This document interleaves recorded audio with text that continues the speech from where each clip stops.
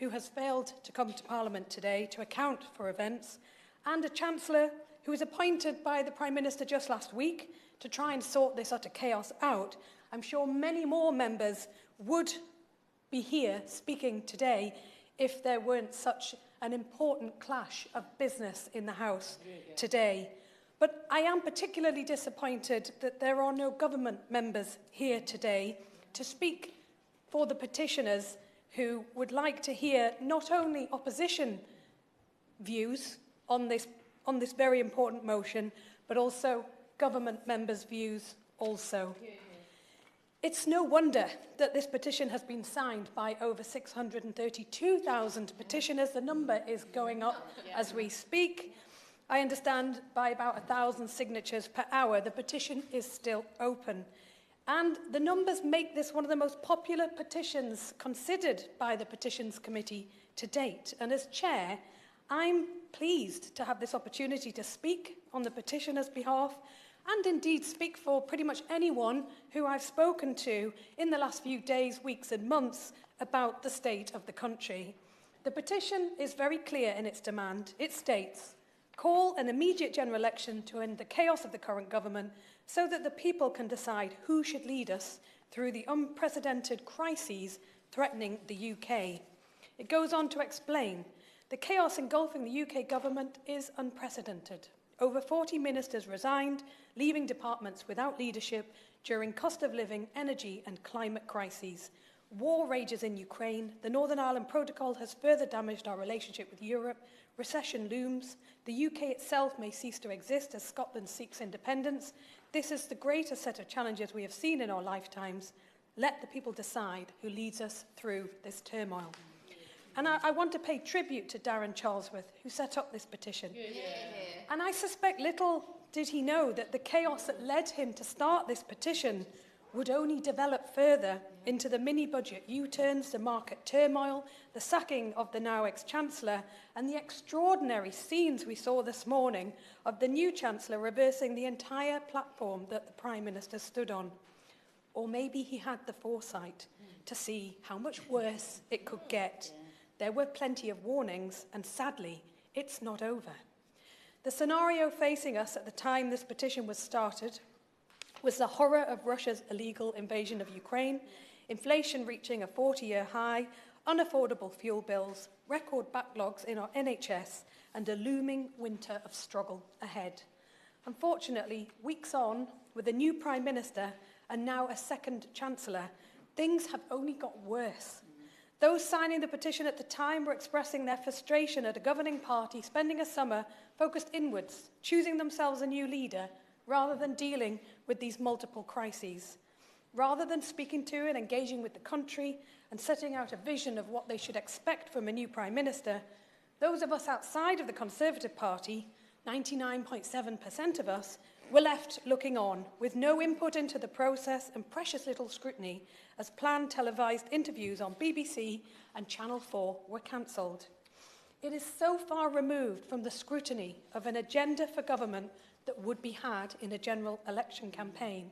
And after recent events, and particularly this morning, we can see why such scrutiny matters.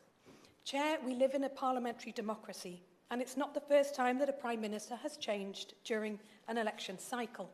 But we're now on to the fourth Conservative Prime Minister in little over 6 years, with the last three replaced not by the electorate, but by Conservative MPs and members. It's frustrating for the public, who have no say in who their Prime Minister is or their programme for government.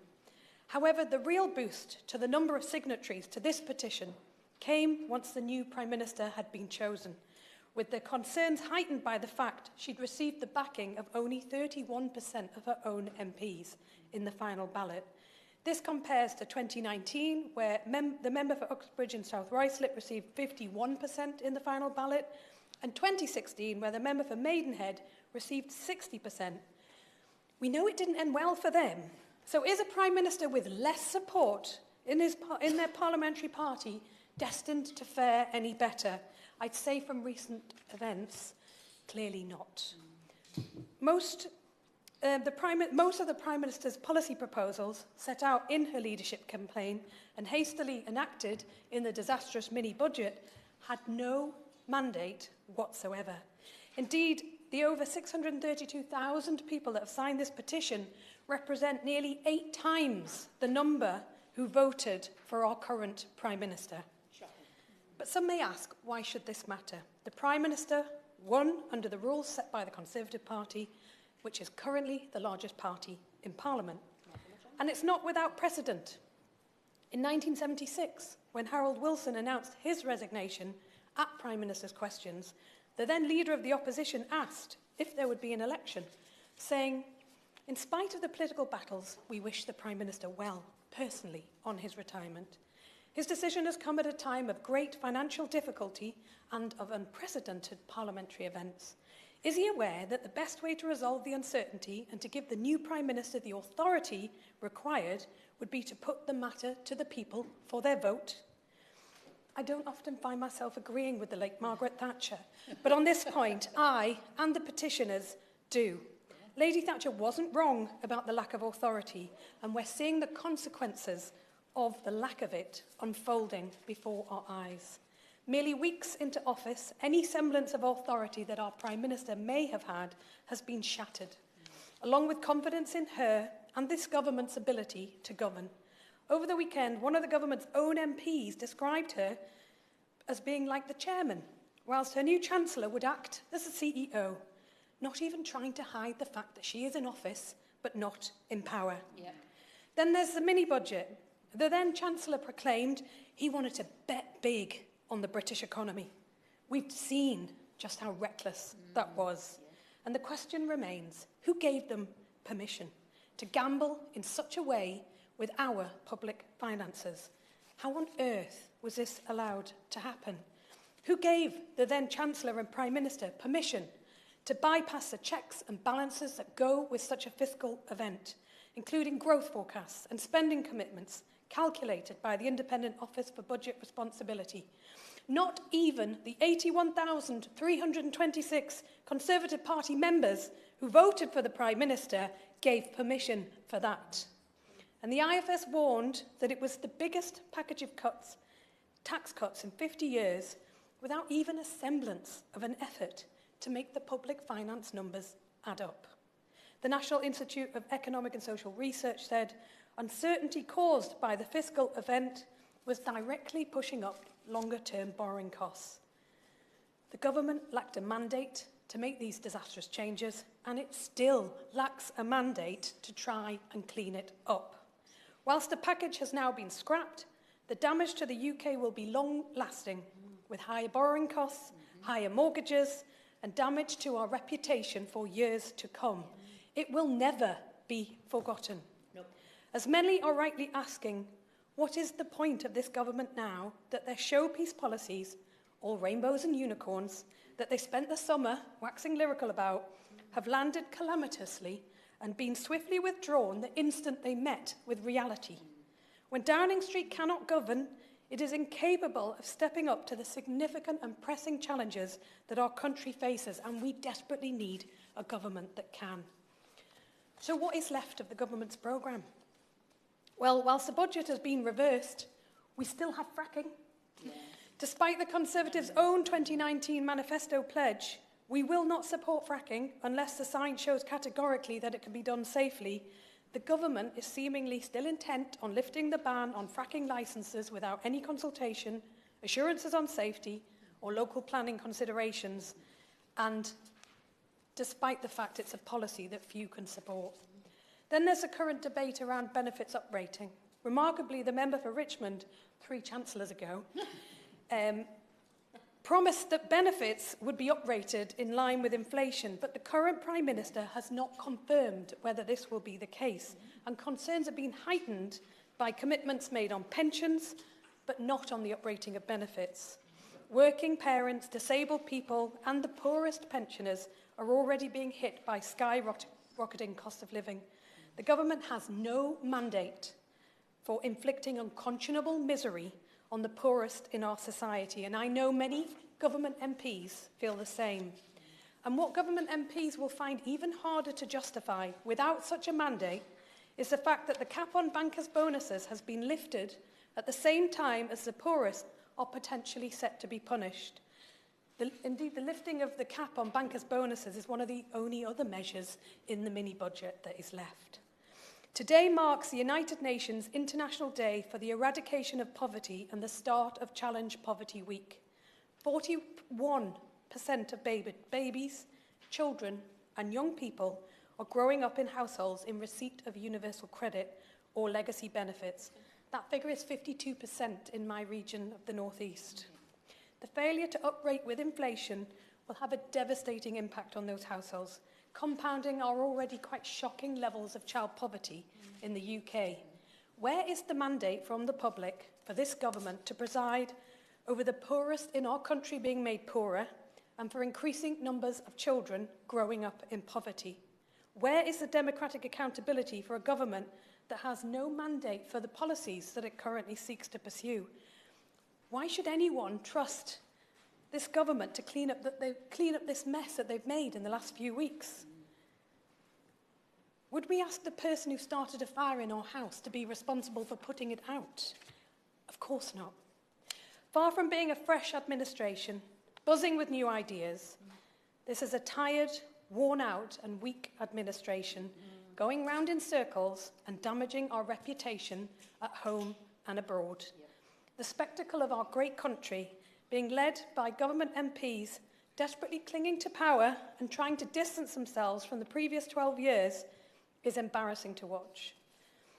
The petitioners have a very clear ask, that there's an end to the chaos engulfing the government and our country, and that the people should have the chance to decide who should lead us going forward.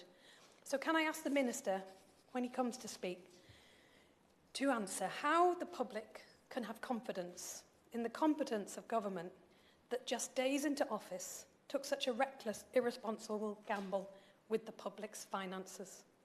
What authority does the Prime Minister now have after being forced to abandon that entire policy platform only weeks into office and sack her Chancellor?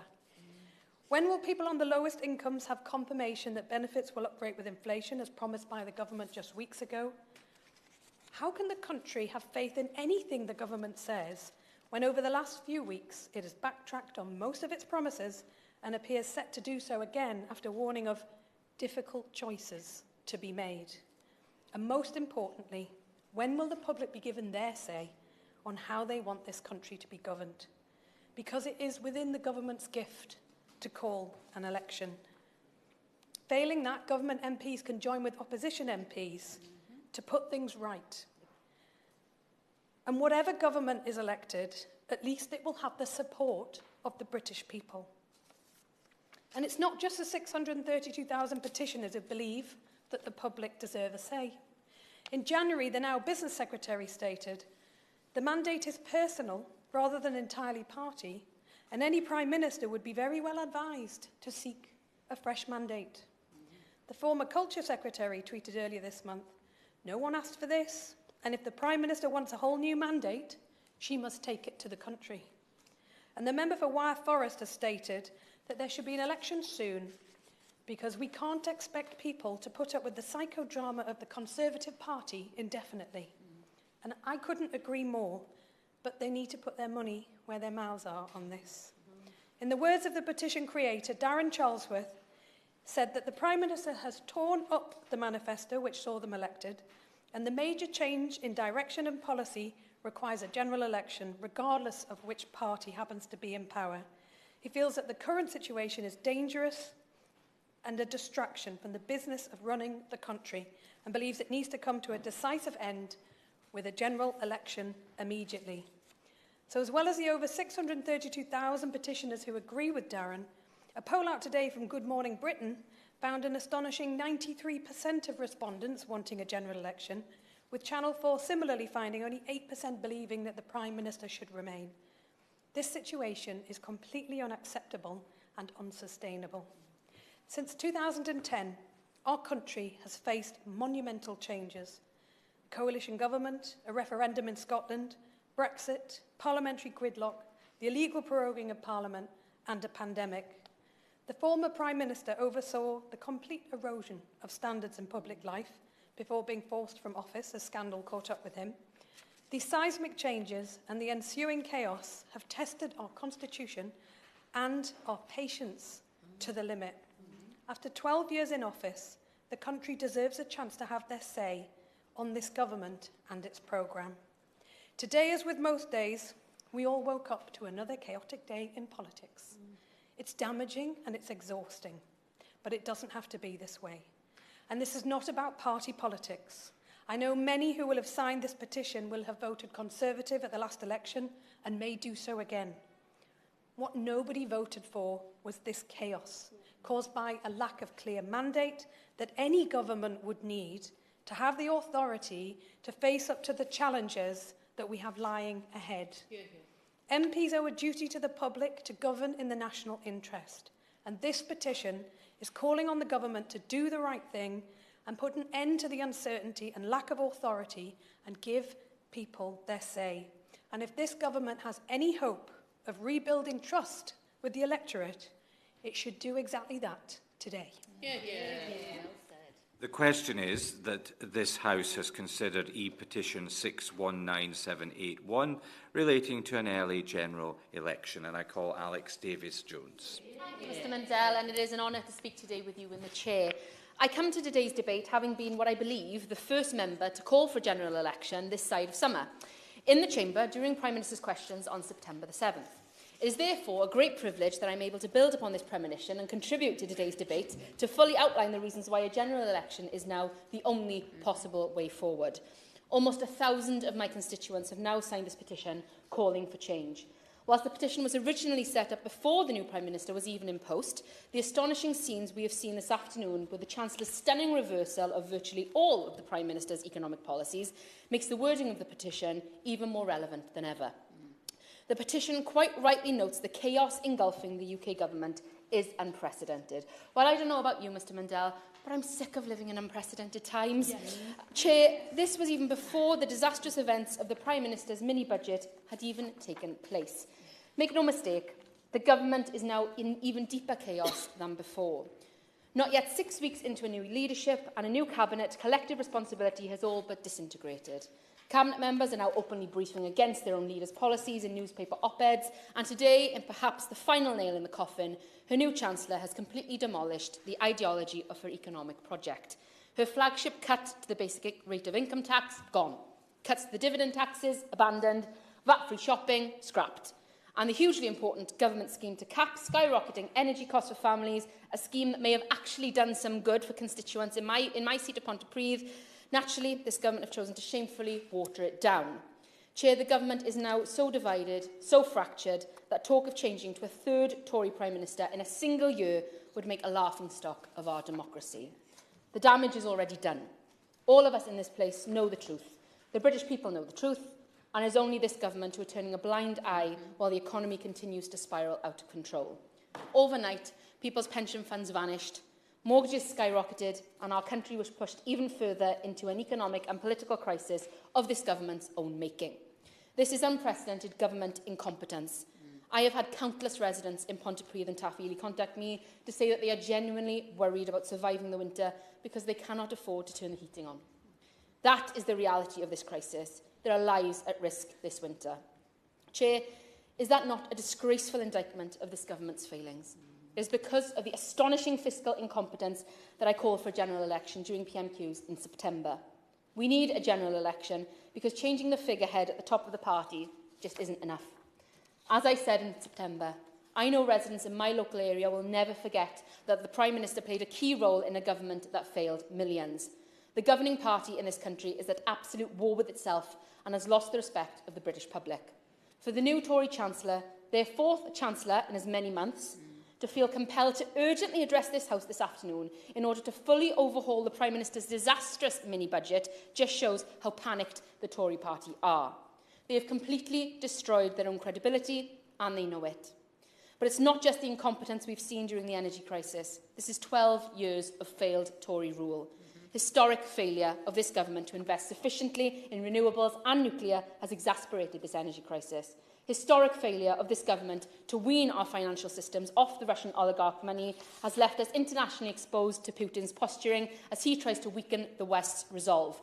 And historic failure of this government to stimulate any kind of real economic growth in the last 12 years has left our economy weaker and more vulnerable than ever before. Make no mistake, the Tory party is currently the biggest threat to the financial security of thousands of families in my constituency and across the whole of the United Kingdom. As the approval ratings of this doomed Prime Minister reach new depths every single day or hour, I don't think we've ever had a government that has failed so spectacularly to command the confidence of its own party, let alone the country. And even worse, the UK government seems to have forgotten that the decisions made in Westminster have a real impact for local communities across the country.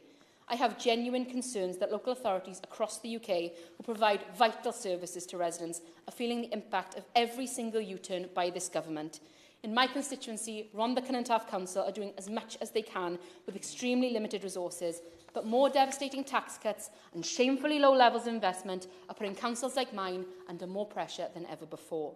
Shamefully, it is our communities, the most vulnerable residents that depend on these services, that will suffer the most when the Tories refuse to act. It is not just their fiscal incompetence. Across the board, sectors that have been crying out for government action for years have been completely disregarded by a government that has clearly lost interest in governing. Where is the desperately needed gambling review, which we were promised all the way back in December 2022? Where is the long-awaited and long-overdue online safety bill that this House vitally needs in order to change lives for the better? And don't get me started for the complete disregard to safety for all people in the UK. It is clear to me, and increasingly clear to the government's own MPs, that the only way out of this mess is through a general election.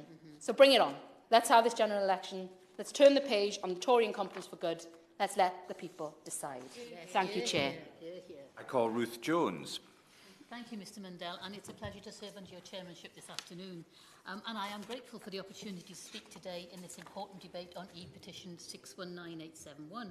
And I pay tribute to my honourable friend, the member for Newcastle North, for speaking so well and giving voice to so many of the concerns felt by me and an increasing number of my constituents in Newport West.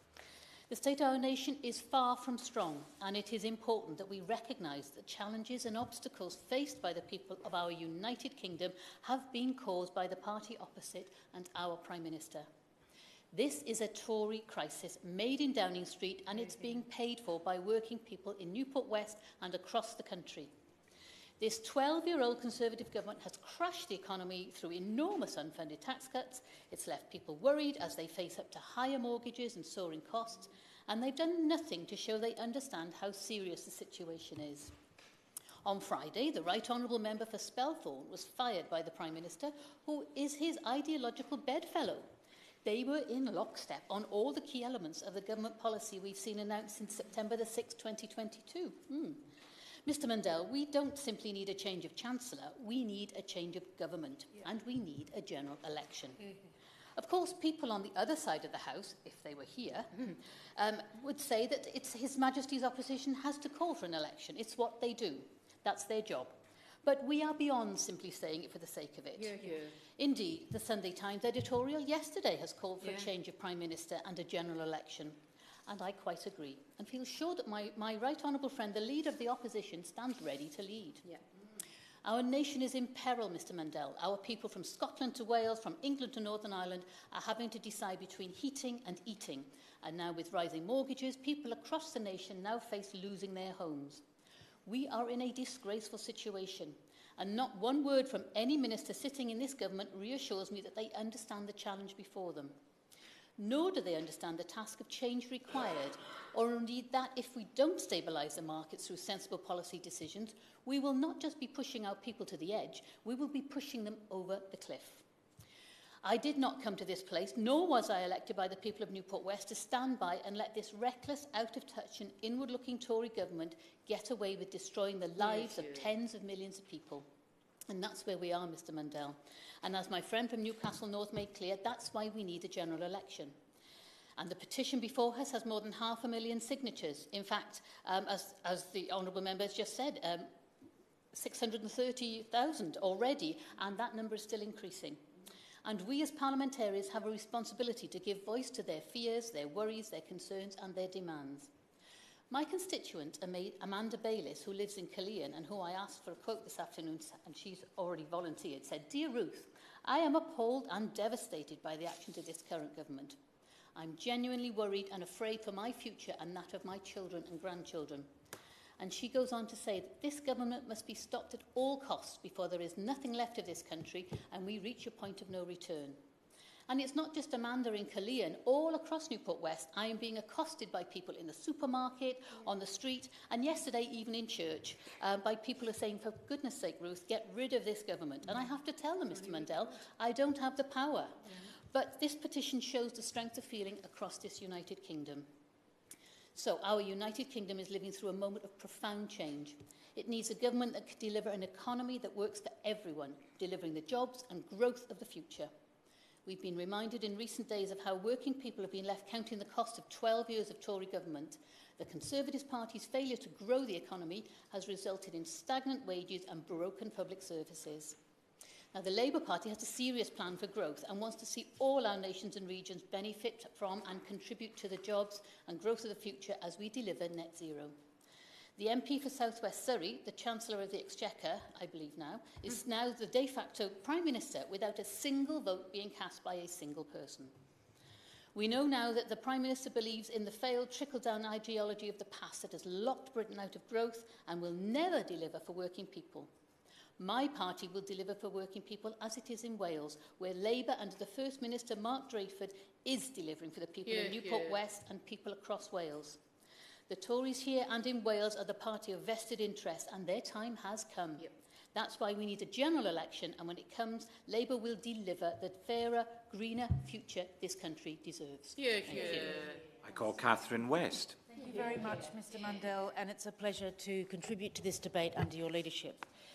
This is a Tory crisis made in Downing Street and paid for by working people, as my honourable friend, the member for Newport West, has said.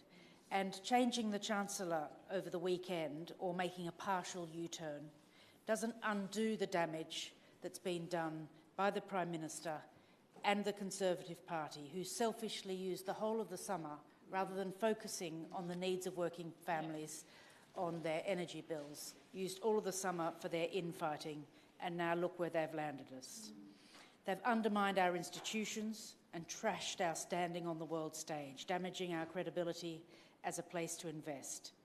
They need to get on with reversing this budget to reassure the markets, and yet the statement that's being delivered right as we speak over in the other debating chamber does not give me much cause for pleasure, because I believe that it is going to lead to more hardship for working people.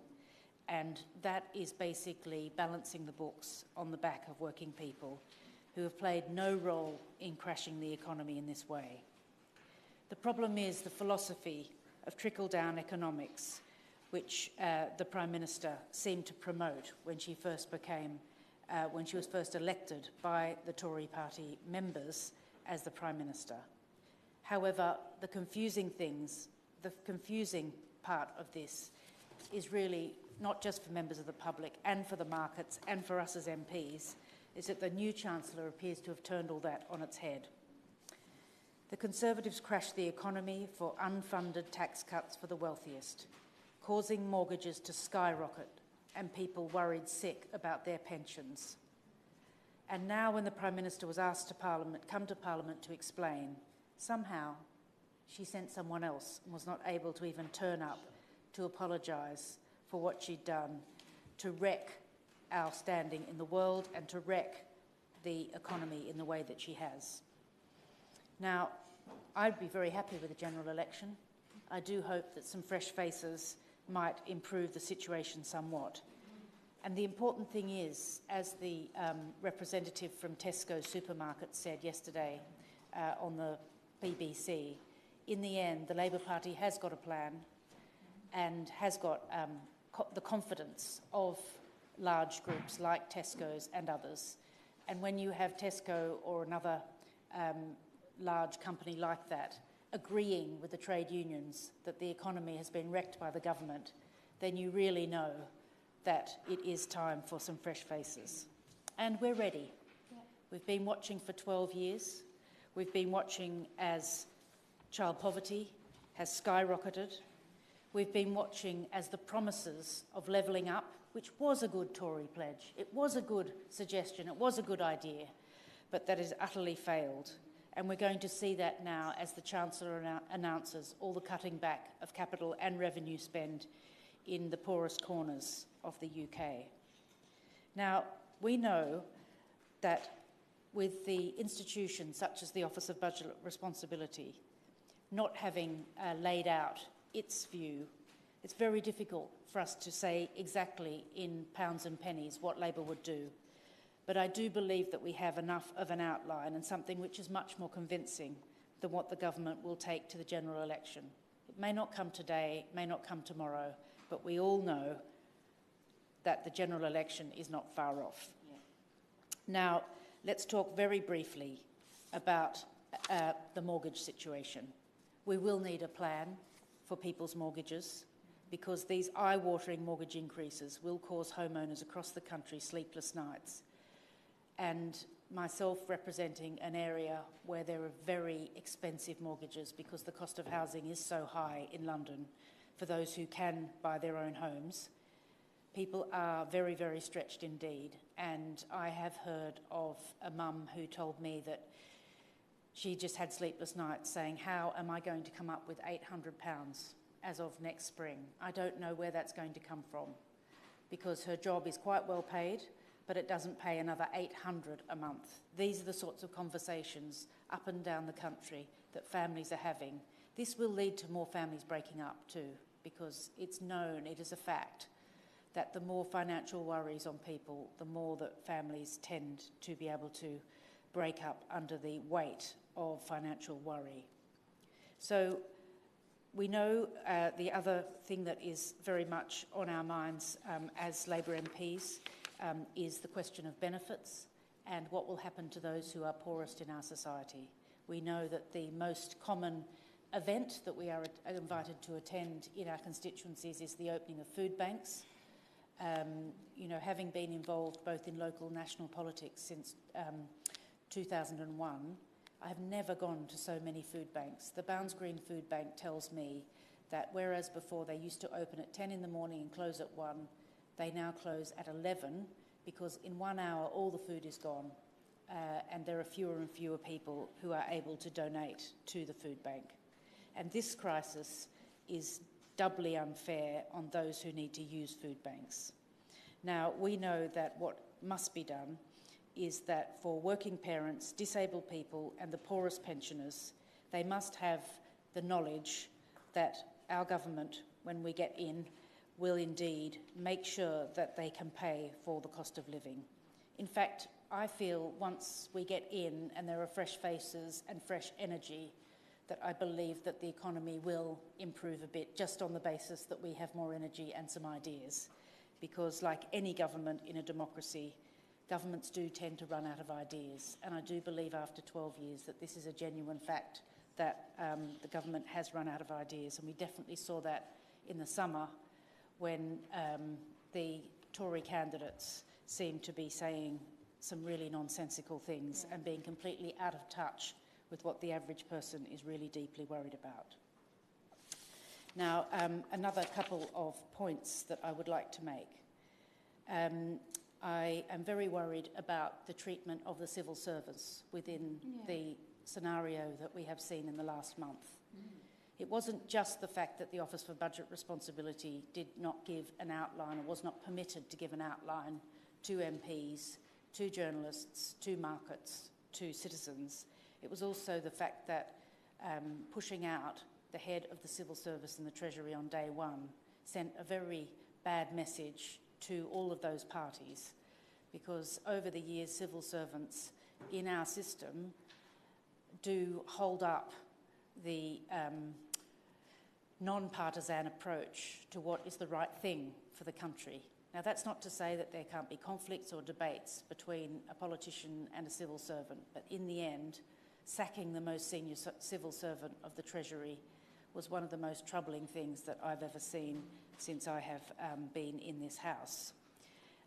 Trashing not allowing the OBR to make its statement, publicly trashing institutions like the think tanks and Institute for Fiscal Studies over the summer, using very negative language about the Governor of the Bank of England when his job is financial stability for this country.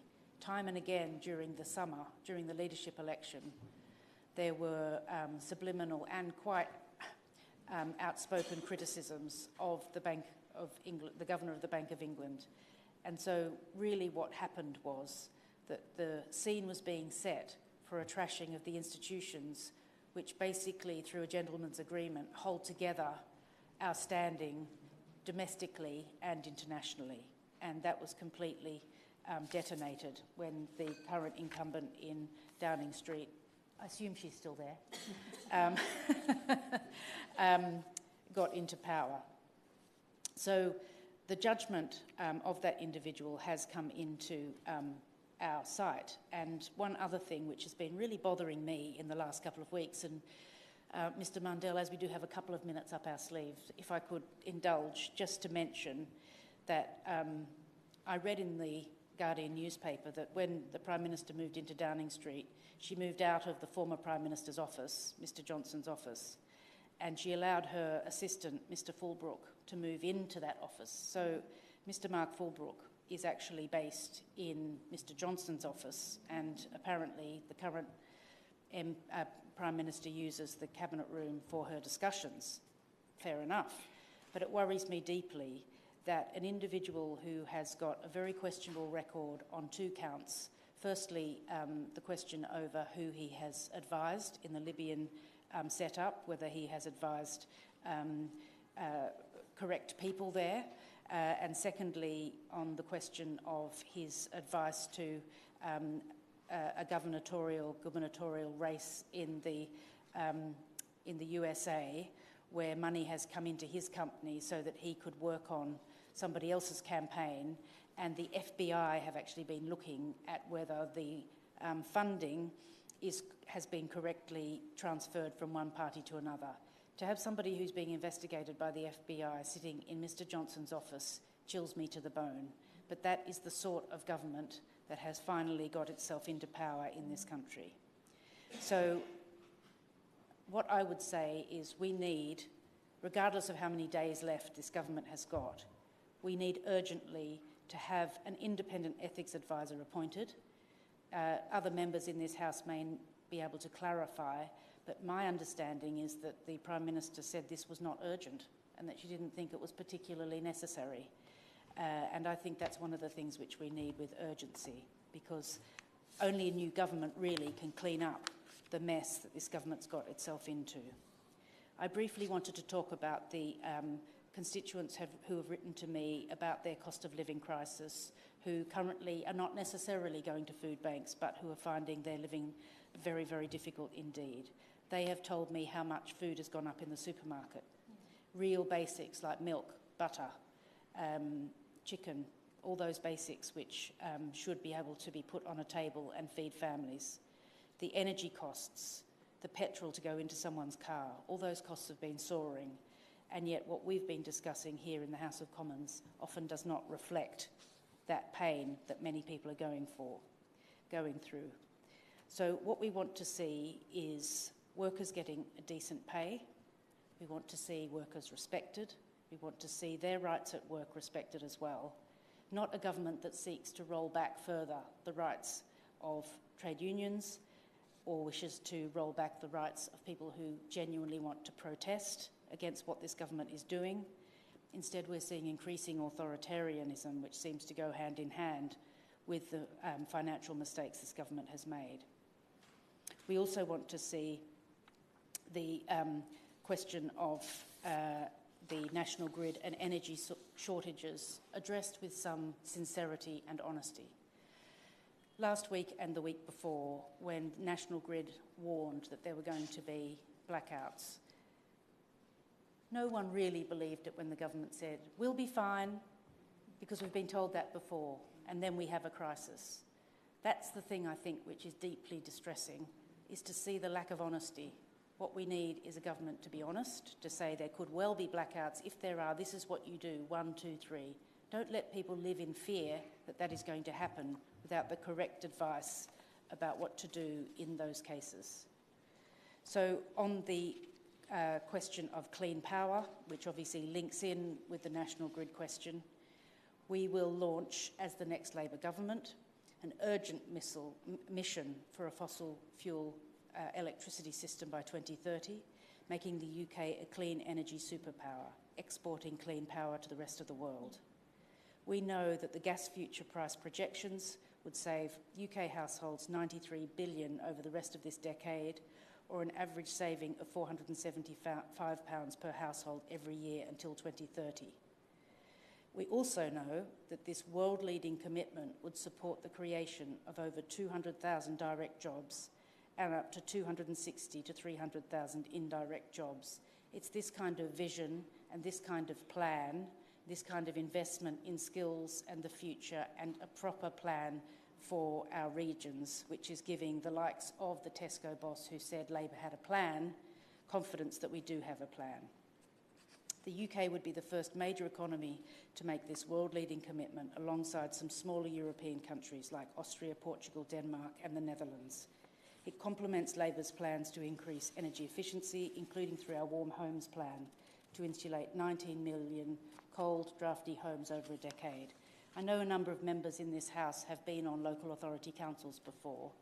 As a borough leader in 2010, we had a very good program for giving away boilers to the private rented sector, and we had a plan to retrofit drafty Victorian properties.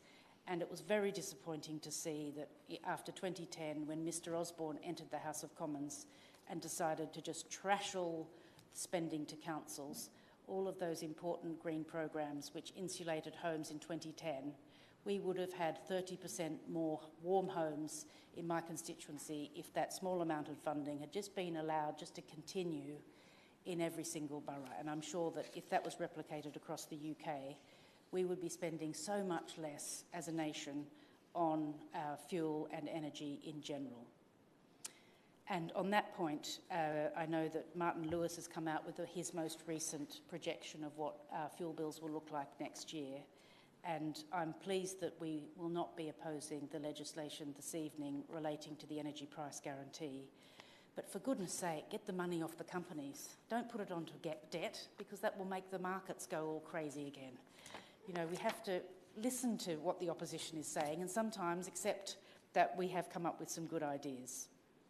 So, to conclude, Mr Mundell, and thank you for being very patient as I went all around a very circuitous route on the question of a general election. I think I've laid out some of our good ideas. We will have an energy policy for the future. We will have a plan for working people. We will have a vision for no more food banks. We will have a vision for the building of more affordable homes for our residents. We will have a vision of enhancing our role in the world, and we will also hopefully look at eliminating the huge trade deficit that we have, which I know is another area which worries many of us on the Labor benches as well. And I do hope that with some fresh faces and with some energy through the upcoming general election, which I'm sure will come, that we will end up with a wonderful team of committed Labor cabinet members and a Labor team that will restore us to the best country in the world. Yeah. Thank you. I now call SNP spokesperson Owen Thompson. Thank you, Mr Mundell, and it's a pleasure to serve with you in the chair. It's a bit of a challenge to prepare for a debate like this today, because we're living through the most unprecedented series of political earthquakes, with the ground constantly shifting beneath our feet. It's almost like we're living in a time when the longevity of a Prime Minister or a Chancellor is measured in hours rather than months and years. So do please forgive me if I keep an eye on my phone to make sure that ministers and policies remain the same as when I rose. But it is good to see that the Minister in his place, and that he's certainly not hiding under any desks, as others may have been suggested that they were. But the short-lived government has pivoted so many times already. There's been so many U-turns that there's absolutely no idea what direction that we're travelling in. We're lurching speedily towards a cliff edge. Effectively, all of the promises and pledges so firmly given by the Prime Minister during the long and tedious leadership campaign and reinforced several times over the last couple of weeks have been abandoned. We'll have to be left wondering if the notorious mini-budget was a mere mirage to our collective consciences, a tax cut to the wealthiest, the basic rate cut, the dividend tax cut, the corporation tax cut, all gone, along with the former Chancellor himself. The only positive bit, I guess, the 2-year energy cap that provided so much needed certainty to struggling households, it's gone. It's not even there now. So what next? Who knows? The Prime Minister might even have gone by the time I sit down, although who would take over the poisoned chalice is another matter. Even as an opposition member, I have to say it's almost too painful to watch at times the embarrassing farce of a government limping on. It feels particularly shambolic. It feels like a particularly shambolic episode of The Apprentice, and at this stage, I don't think I'd be surprised if Lord Sugar suddenly appeared to fire the lot of them.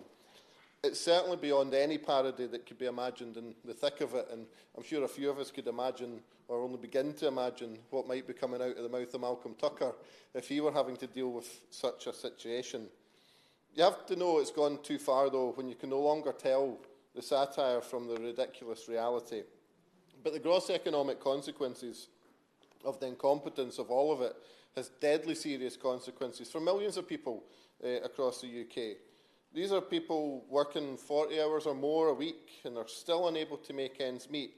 Established businesses at risk of going under because they can't afford to pay soaring energy bills. Families going hungry or afraid of losing their homes.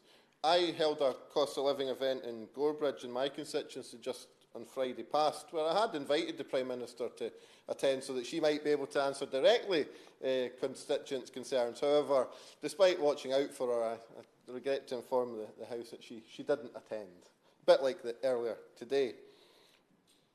I was hearing harrowing stories there, though, from many people struggling simply to make ends meet, and they didn't know where to turn.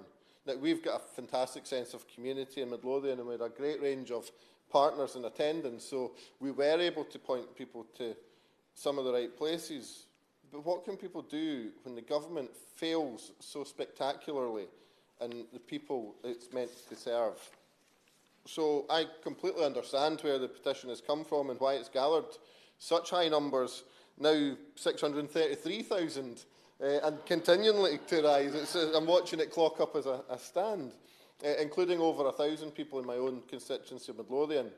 People are absolutely scunnered by what they've witnessed, and at a time of crisis, when they want competent government of their own choosing, not a Prime Minister chosen by a few.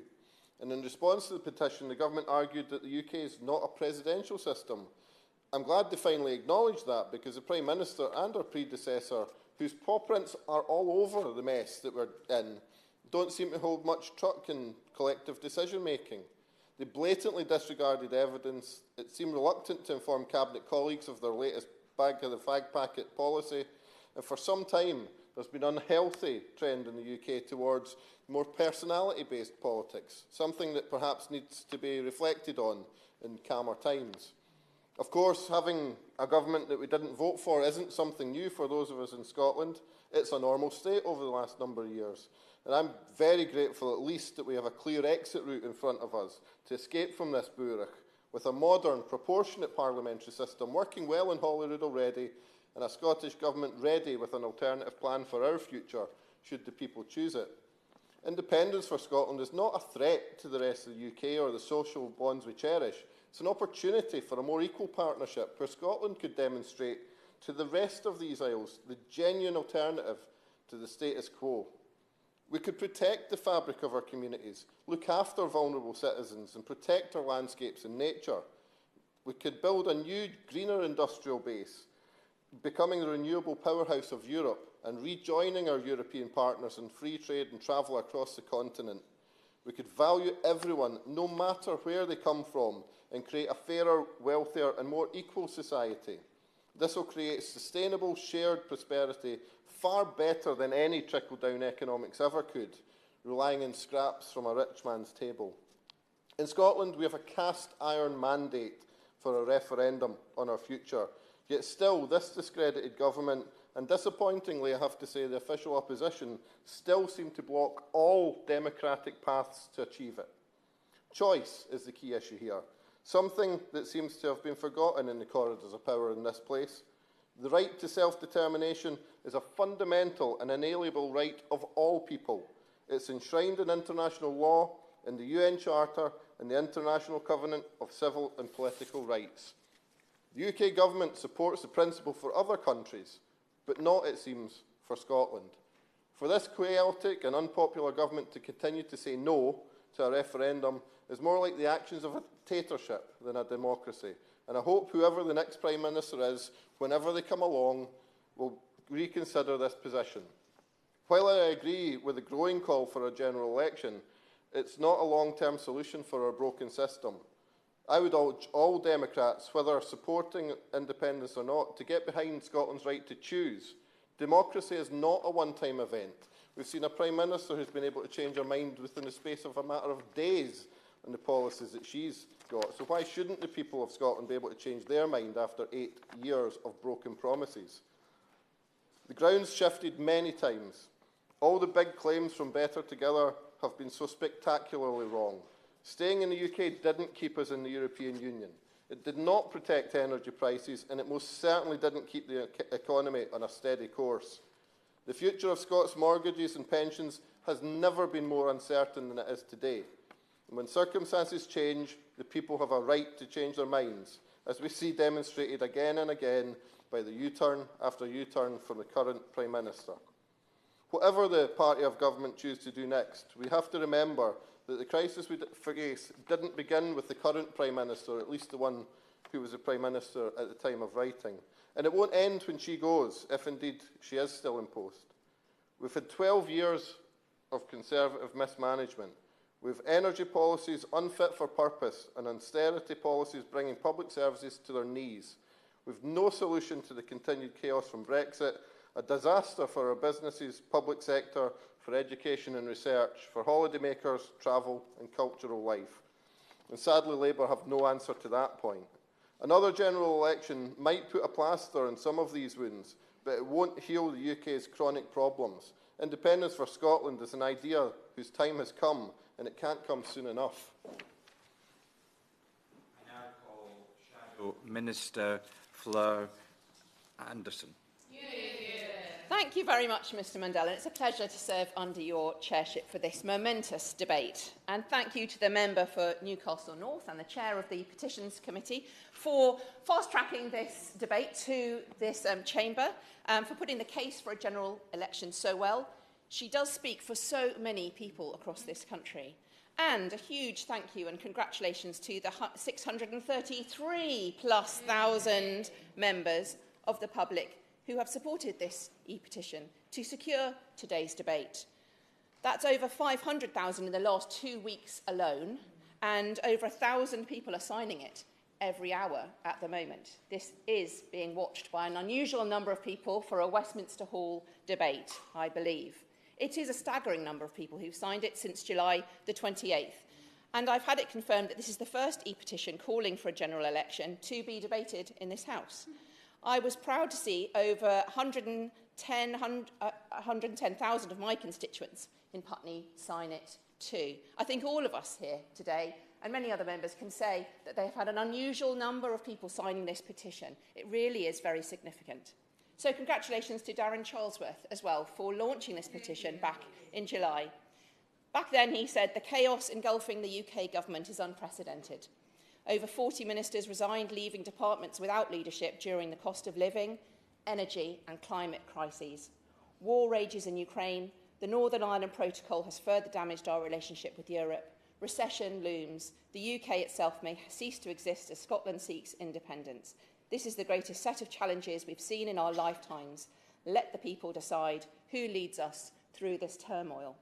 This is how the petitioner, and thousands of people signed it, felt back in July. But look what's happened since. We've had a Prime Minister voted in by the very few, launching a new economic strategy with no mandate, prioritising VAT-free shopping for tourists, of all things, and tax cuts for the super rich, tanking the pound, causing the Bank of England to have to step in, jeopardising pensions, soaring mortgage costs, U-turning on the 45p rate of tax and then on corporation tax, ditching her Chancellor after 38 days. And then this morning, ditching the 2-year energy price cap, ditching the income tax cut, ditching the freeze on alcohol duties, ditching the VAT-free shopping for tourists, fair enough, ditching dividend and fair freelance reforms, and who else knows what's changing as we speak to, as the Chancellor of the Exchequer is giving a statement in the House of Commons right now. And I'm sure, as the member for Newcastle North said, that there would be more members in this chamber if that were not happening right now. The member for Newcastle North reiterated that there is no mandate, that people have lost patience with the government. No one wants to be signing this petition asking for a general election unless it's absolutely essential, and we seem to have no other option. And that the popular polls are even higher than the number of people signing this petition show in terms of people who want to see a general election. And the damage being done by not raising benefits and the damage to child poverty levels, which surely should be uppermost in our minds. The member for Pontypridd has outlined the incompetence of the last few months, but also put that in context of the 12 years of Tory rule, of local government underfunding, and the failure to stimulate growth, which is the biggest threat to financial security of families that we are seeing. The member for Newport West, saying that she's stopped in the street by people who are so worried and afraid. And she is not alone. I'm often stopped in the street as well, Chair. And just this morning, I went to visit a food bank in my local constituency and was told by so many people of the fear that they have at the moment. And that's why they are talking about calling a general election. We are in unprecedented times. And the member for Hornsey and Wood Green with a whole list of reasons why we need a general election, starting with the failed philosophy of trickle-down economics and calling that out. And that's really what we've seen laid bare over the last few weeks. That loss of trust of businesses and unions alike, and the issues of benefits and mortgages, food banks, energy provision, and it goes on. There are many reasons why people have signed this petition, Chair, many reasons why they're calling for an election.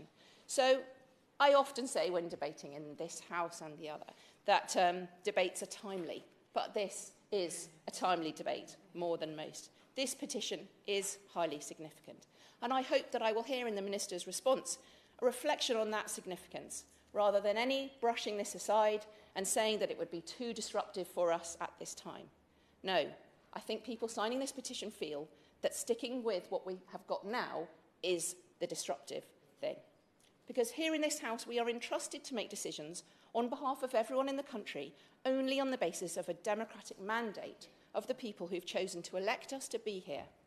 There is a pact with the British people, arisen from hundreds of years of history, that parties share their manifesto of what they will do, and on the basis of that manifesto, parties are chosen or elected, and from the party with the biggest number, the Prime Minister is chosen to deliver that manifesto mandate. We are very close to losing the trust of the nation because that mandate is being broken with every statement and with every press conference. And it's not just a matter of communication. It's not just because the new leader was chosen without a clear majority of even her own MPs supporting her. It's a loss of faith with the policies of the Conservative government, that they are not the ones that were in the manifesto. A loss of faith that these policies are not in the best interests of people across the country, but are in the best interests only of the Conservative Party. The markets lost faith in Conservative policies. The pound tanked, mortgage prices soared. But this petition shows that the people have lost faith as well. No one voted for the biggest raft of tax cuts since 1972. No one voted for £45 billion of tax cuts with no fiscal strategy. No one voted for bankers' bonuses. No one voted for trickle-down economics with no evidence that it will actually trickle down. No one voted for U-turns on banning no-fault evictions. No one voted for the economy to be plunged into chaos. No one voted to ditch the Green Homes grant after just a few weeks. No one voted for lifting the moratorium on fracking. No one voted to scrap crucial environmental protection laws, to attack nature, and even turn on the RSPB, the National Trust, the Wildlife Trust, and the Ramblers. No one voted to reduce workers' rights. No one voted to pull out of the European Convention on Human Rights. No one voted for Brexit chaos to continue, to jeopardise the trade deal with India, shelve the trade deal with the US. No one voted to trash our institutions or to bury reports from the Office of Budget Responsibility. No one voted for soaring mortgages and the follow-on that will inevitably result in rent costs increasing at the same time as a cost of living crisis. No one voted to damage still further our international reputation, and no one voted to damage our union. And the fact that the Prime Minister has not even called the First Ministers of Scotland or Wales yet is a scandal. Our union is precious. What the Prime Minister is doing and not even telephoning the two First Ministers is shocking. Maybe the Minister can confirm when those phone calls will take place. So, what next? A general election may be a short-term disruption, but the damage to our economy, the damage to people's lives, the damage to the union could be far longer. This Prime Minister is no different from her predecessor, and so no wonder people's patience has run out. She seems to be interested only now in saving her own skin at all costs. The public won't forgive, and they won't forget. This is a Tory crisis, made in Downing Street, but paid for by working people, up and down my constituency, that of every member present, and that of all members. It is important to put this petition in the context of the last 3 years. These problems did not start in July when the petition started, or in September. There have been 3 years of scandal and sleaze and sloppy governance. Can the Minister also confirm when the new ethics advisor will be appointed? Because we need to win back the trust of the British people, and how can we do that if there is no ethics advisor even in place? Since the last election, not even 3 years ago, Chair, we've had 2 Prime Ministers, 5 Chancellors, a slew of scandals, endless errors, a pile of broken promises. The Conservatives have lost the right to govern. And as this petition says loud and clear, the public have lost patience. A change of Chancellor isn't enough. The Tories have tried a change in Prime Minister, and it's worse than ever. We don't need, as has been rumoured, a trumped-up coronation of a new Tory leader either. We need a change in government. As the Chief Executive of Tesco said yesterday, there's just one team on the pitch now. Labour has a plan for growth and the Conservatives don't. Labour's approach will be based on working together with businesses, with workers and public bodies, all pulling together in a national endeavour to rebuild Britain and to seize the opportunities of the future. It's what Labour's plan to buy, make and sell more in Britain is all about, using all the tools at the government's disposal to support businesses in this country, bringing jobs back to Britain, sorting out the government's supply chain chaos, and not least, cleaning up the Tories' Brexit mess, taking action on the climate and nature emergencies, getting our economy firing on all cylinders. If there is a general election and the people choose Labour's plan for growth over the Conservative anti-growth coalition, we would invest in people and skills and invest in our public services. We would rebalance the books based on fairness and tackling the climate emergency, not on the backs of working people and not by rewarding bankers. No wonder the people who signed this petition want this vision of stability over the current chaos, even if that means calling for a general election. For the good of the nation, we need a general election. Labour is election ready. We're ready for government. Only Labour offers the leadership and the ideas that Britain needs to secure the economy and get us out of this Tory-created mess. Thank you. I now call Brendan Clark-Smith to respond to the debate on behalf of the Government. The luckiest man. Thank you, Mr Mundell, and may I say, as always, what an absolute pleasure it is to serve under your chairmanship, and may I thank the Honourable Member for Newcastle North for bringing this debate here today for us to discuss. Of course, the nation and the world faces the challenges of not just Vladimir Putin's war in Ukraine, but also of recovering from the COVID-19 pandemic. And Putin's war has caused a global economic crisis with interest rates rising around the world. And I'm sure nobody would like a general election in this country more than Vladimir Putin. Families and businesses are feeling the impact across our country, from the cost of supermarket shop to their energy bills, as honourable members have already mentioned here today, of course. And in these tough times, the government is therefore taking decisive action to get Britain moving. I will give way. Some points is made there, and I'm sorry to do this so early, but I'm just wondering if the Minister could tell us in what way Vladimir Putin caused mortgage rates to shoot up to the extent that they have. I thank my honourable friend for his question, and of course I would also make the point, if we look at interest rates around the world at the moment, we can look at the strength of the US dollar, we can look at inflation, the rate it is going around Europe, and of course curbing inflation is very important to us, which I will come on to later as I discuss that and what the Chancellor, I believe, is talking about today. But of course, with families facing bills of up to £6,000 in the winter. We mentioned Tesco a lot today, and they always say every little helps. We think we can do better than that, of course, and a little isn't enough for many families around this country. And that is why we took decisive action that we did with a comprehensive package, so families would not be facing that. And of course, it has substantially reduced the expected peak inflation that we could have been looking at. We've supported families who needed it most. We've been dealing with the tax burden, and we have cut the national insurance contributions as a result for that. That's for 28 million people. And global economic conditions are worsening because of this. We've had to adjust our programme, and that is a sign of a pragmatic government. Of course, this government is still going for growth, but we need to change the way that we approach this. And this government is committed to investment zones, to speeding up road projects, to standing up to Russia, and to increasing our energy supplies so we are never in this situation again. We're making it easier for businesses to take advantage of Brexit freedoms so they can do things more easily, leading to lower costs, lower prices, and of course, higher wages. And this government is on the side of hard-working people who do the right thing, and it is those we are delivering for. And we're putting our great country on the path to long-term success.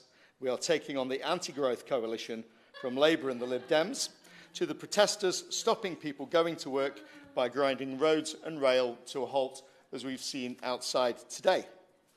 And this government's focus now is on bringing economic and political stability to the country. And it's this that will lower interest rates and restore confidence in sterling. We cannot afford to allow any drift to delay in this mission, and that is why the last thing we need now is a general election. The government has several priorities for the remainder of this Parliament, and we will use the power of free enterprise and free markets to level up the country and spread opportunity. We will drive reform and rebuild our economy to unleash our country's full potential. And we will cut onerous EU regulations smothering business and investment. But in terms of a mandate, and one of the reasons we are here today, the Conservative Party were elected with a majority in 2019.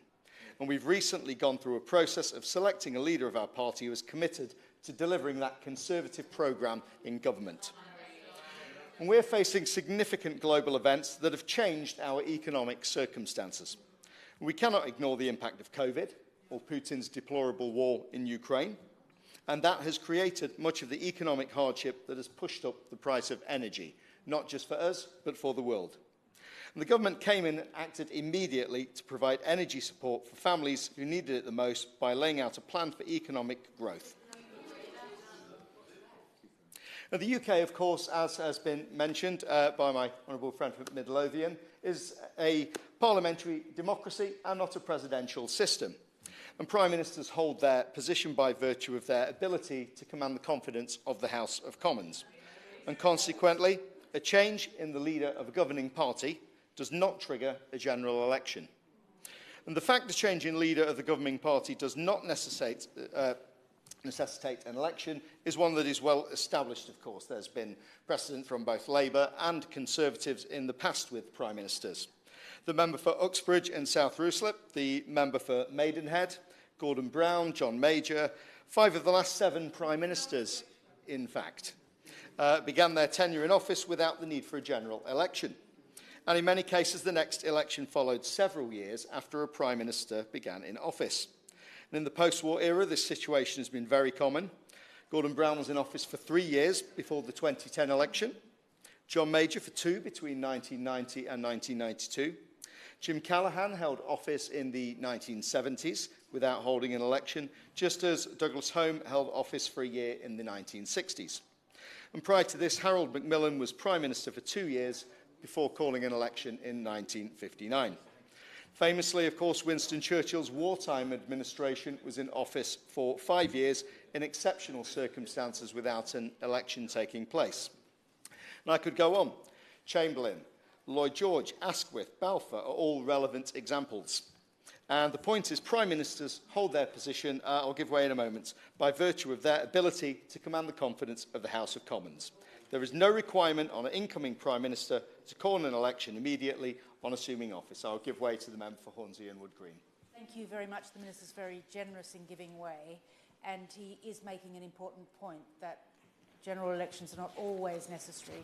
But would he agree with me that one of the problems besetting the majority party at the moment is that in 2019, before the general election, when Mr Farage's party tipped into the Tory party, it did lead to a split in the party, which meant that the result is 2 parties within 1. I think my honourable friend makes a good point, and of course all political parties at times will have disagreements, and one of the things that makes me such a proud Conservative is that broad church that we operate under. And I believe it is that broad church with many of my colleagues with differing views but who come together with those shared values. And this is why Conservatives who have been elected and been given that mandate, we can change leadership, but we will still have that Conservative government delivering Conservative policies. And earlier this year, delivering on a Conservative manifesto promise, Parliament passed legislation repealing the Fixed Term Parliaments Act. This was a very flawed piece of legislation. It ran counter to the core constitutional principles of our country, and I believe it had a damaging effect on the functioning of parliamentary democracy. And the Dissolution and Calling of Parliament Act returned us to tried and tested constitutional arrangements for dissolving Parliament and calling elections, which passed through the Commons with broad agreement across the House. I believe not a single Labour MP voted against that at the second or the third reading. And by repealing this and its opaque provisions, it reaffirmed the convention that government holds office by virtue of its ability to command that confidence in the House of Commons. Colleagues are in a privileged position to put views to the Prime Minister and senior colleagues. I'd encourage them to do so. And, of course, we have debates like those here today and appropriate forums, of course. And the government is entitled to assume it has the confidence of the House unless and until it is shown to be otherwise.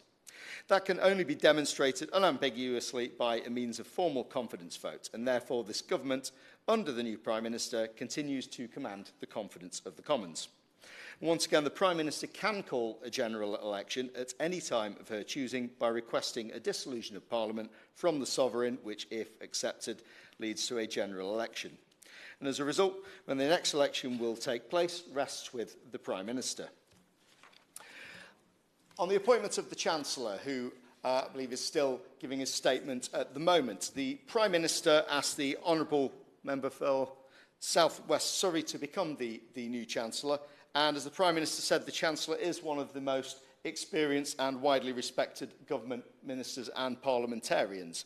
And she has asked him to deliver that medium-term fiscal plan, which he's giving a statement to the House to as I speak. And this will see through the support we're giving. The member for Pontypridd, the Newport West, also mentioned about the cost of living. This is very important to us. We want to get this right. We want to get the energy price guarantee. Of course, we've already given £400 to every household, £1,200 to the most vulnerable, £150 back on their council tax as well as other support. And we want to help the most vulnerable in society, and we want the right targeted packages to be able to do that, of course. But, of course, to do that, we also need to have sustainable public finances and to show fiscal responsibility. And this is something the Chancellor of the Exchequer will be talking about today. We want to bring our debts down. We want to make sure that inflation is low. We want to make sure that interest rates are at a sensible rate. We don't set those, the Bank of England do, but we want a situation where people can afford their mortgages. I've been in a situation before where I bought my first house. The financial crisis happened, and it was a very, very difficult period for people who were homeowners. We want to help people get through this. You know, we are a nation of homeowners. We want to protect people. We want to protect the most vulnerable. And, of course, we want them to be able to pay their energy bills, to be able to do their food shopping as well. I will give way. I thank the Minister. I thank the Minister for the history lesson. And I don't think the people who signed the petition thought that we needed a new government because of the change of leader. It was because of the policies of the new leader, and that's why so many people are signing it. In my constituency, mortgages are going up by an average of 500 across the country. It'll be a lot more in my constituency. So those homeowners are the very ones who are signing this petition saying we've had enough of these policies. There hasn't been fiscal restraint. It's been really damaging. We need to see a change of policies. How many changes of leader would there need to be? So the current Prime Minister's real credibility has been lost because her budget has been thrown out, a new one's coming in, so she herself may need to be replaced. How many changes of leader of the Conservative Party would there need to be before the Minister thought there should be a general election? I thank the honourable member for putting forward her question there. Of course, what people want to see is stability, they want some certainty, and this is, of course, what the markets wanted, which is why we've acted decisively on that, why the Prime Minister has been very clear. She has acted pragmatically. She's appreciated when things haven't worked, and she's changed tack as a result of that. And I think that is a sign of a strong government that can do that, and I fully support the Prime Minister in her efforts for that. And as the honourable member from Midlothian mentioned as well, about wanting another referendum for Scotland, of course I would argue that Scotland has already had that referendum. People did make that choice, and they want that same stability. They want to know what the future holds for them. They made their choice, and they see that as being part of that stability. They worry about their interest rates. They worry about their houses. They worry about inflation as well. And, of course, we want to govern for the whole union, and I will give way. I just find this slightly perplexing, because a lot of the Minister's argument today is about the strong decisions of the government in changing their mind, about the ability of the Prime Minister to change her mind and take a different direction. But then he makes exactly the opposite argument when it comes to Scotland in terms of deciding the constitutional future of our nation. So how can it be that Prime Minister or the UK government can change its mind over the matter of weeks, yet despite every promise made during a referendum campaign in 2014, 8 years ago, the people of Scotland are not somehow allowed to make a different decision? Well, I think I'll bring my honourable friend back to the point that we're in an ever-changing world at the moment. Nobody expected the COVID-19 pandemic. Nobody expected what Vladimir Putin has done in Ukraine, of course. And yes, I do take the point that circumstances change, but what people do want is that stability of the things that they want to see constant. They want to be able to support their families. They want to be able to pay their bills. And we believe by supporting those devolved governments, by working together, by protecting our union, that is the best way to do that. I will give way. I'm grateful for the Minister for giving way on that point. He is, of course, a Minister for the Union, and as my honourable friend, the Shadow Minister, quite rightly said, since the Prime Minister has been in post, both First Ministers of Scotland and Wales have not received a phone call or any contact from the Prime Minister. If the Prime Minister and this government are so committed to the Union, can the Minister tell us when exactly the Prime Minister will be in contact with the First Ministers, and why has it taken so long for her to be in touch? I'm sure the Prime Minister will, and over the summer you'll have heard the Prime Minister speaking with great passion about the Union and, of course, protecting it. And in terms of Wales, we can see that the 18 billion annual funding for the Welsh Government is the largest in real terms since devolution actually began. So not just words, but also actions. I can point to the 121 million for Levelling Up Fund for 10 projects. I could point to the 790 million of investment across 4 Welsh cities, 115 million for the Swansea Bay City deal, 500 million for the Cardiff City deal. And I'm sure the Prime Minister in due course will be contacting those elected leaders to see how we can work closely together. Also, I believe Honourable Member for Putney mentioned about the ethics advisor. I understand the Prime Minister is considering, and she's going to be updating on that in due course. But what I would say, Mr Mundell, is we're in extraordinarily tough times amid the global economic crisis, and we must remember where this country was heading only a month ago. Families and businesses fearing unaffordable energy bills higher than £6,000. Inaction would have been unthinkable, and the human cost unforgivable. Businesses would have gone bust, jobs would have been lost, and that is why we took the decision to protect people from the worst energy crisis this winter, and of course businesses too. And we were elected in 2019 on a pro-growth, pro-aspiration and pro-enterprise agenda, on the side of hard-working people and all those who make our country great. And this is what we will continue to do. Today, we've moved to cut national insurance, putting £330 in taxpayers' pockets. And we're delivering a clear plan to get Britain growing through bold supply-side reform. However, growth requires stability, and that is what we are offering. And we need to move forward and deliver for the British people. A general election risks sending us back to square one by letting the anti-growth coalition into power. And we will do whatever it takes to get through the storm and emerge a stronger and better nation. Thank you, Mr Mundell. Thank you, and I'm going to now call Catherine McKinnell to wind up the debate, and you have approximately 1 hour 40 minutes. Thank you, Chair, and thank you to the members who have contributed to today's debate. As we know, this debate took place at a time where some very important business in the Chamber, some urgent question from the Leader of the Opposition, and a statement from the Chancellor. So I'm really grateful to members that have been able to be here today and for your their contributions. The member for Pontypridd, the member for Newport West, Hornsey Wood Green, and the member for Putney speaking from the front bench. The case for a general election, and obviously the front bench from the SNP as well, putting very clearly how untenable this situation is for our country. And I do thank the Minister for his reply. He's clearly on a difficult ticket today.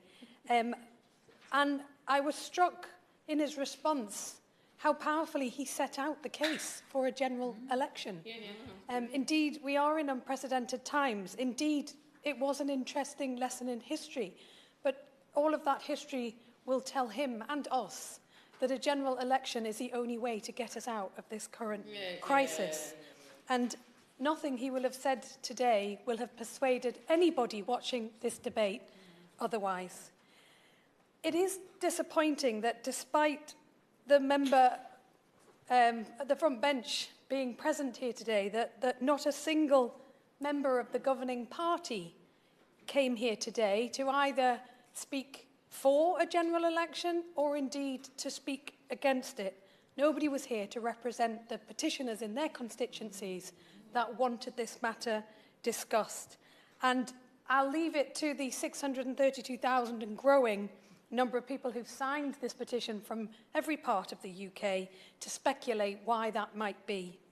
And the events in the Chamber that we're missing because we're here, but hearing reports, they do very much underline the shambles currently at the heart of government. That the Leader of the House had to reassure the Chamber that the Prime Minister wasn't hiding under a desk really does show how low the bar has become.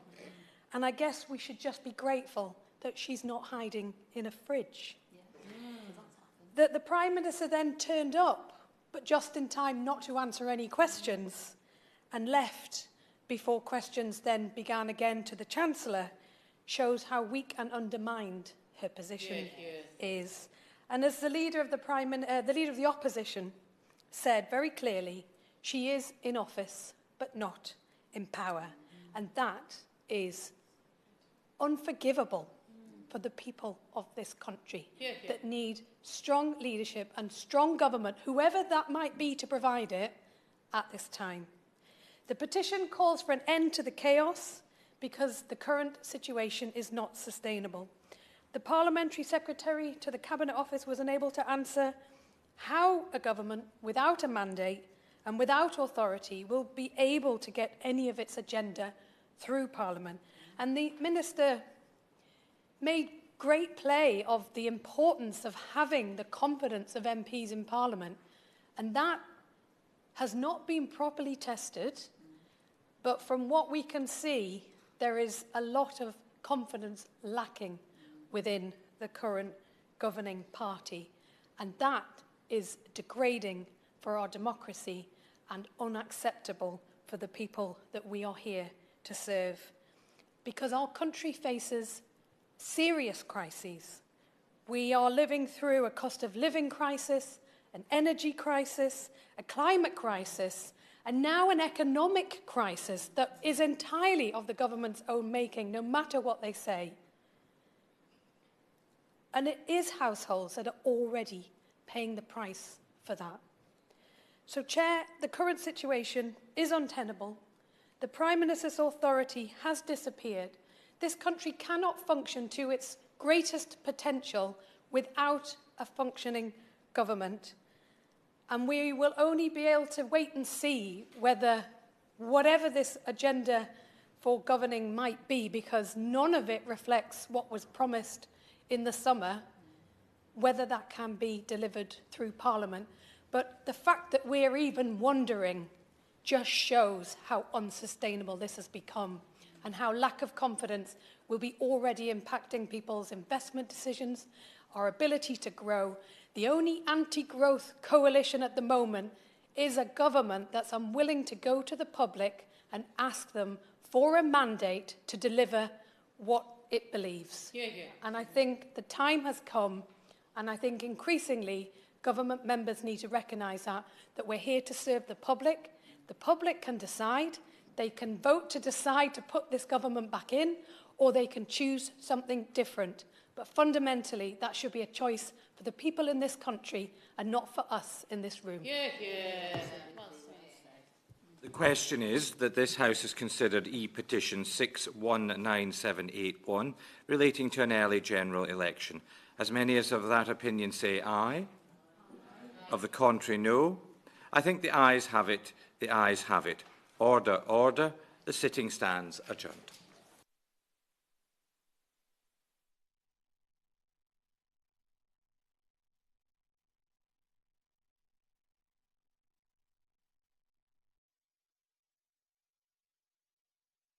The proceeding has ended.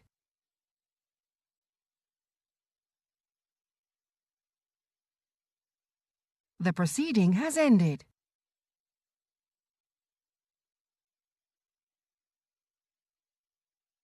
The proceeding has